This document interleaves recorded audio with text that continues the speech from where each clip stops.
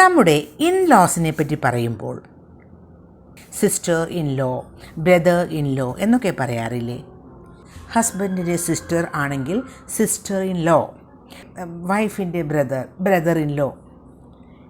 പക്ഷേ അതിൻ്റെ ഒരു പ്ലൂറൽ ഫോം പറയുമ്പോൾ പലരും തെറ്റുവരുത്താറുണ്ട്. Brother in laws, sister in laws എന്നൊക്കെ പറയാറുണ്ട് ഇല്ലേ? അത് മിസ്റ്റേക്കാണ്. ബ്രദേഴ്സ് ഇൻ ലോ എന്നാണ് കറക്റ്റായിട്ട് പറയേണ്ടത്. അതുപോലെ തന്നെ sisters in law. In law എന്നതിൻ്റെ കൂടെ എസ് ആഡ് ചെയ്യേണ്ട ആവശ്യം ഇല്ല. അപ്പോൾ ഇനി മിസ്റ്റേക്ക് വരുത്താൻ പാടില്ല കേട്ടോ.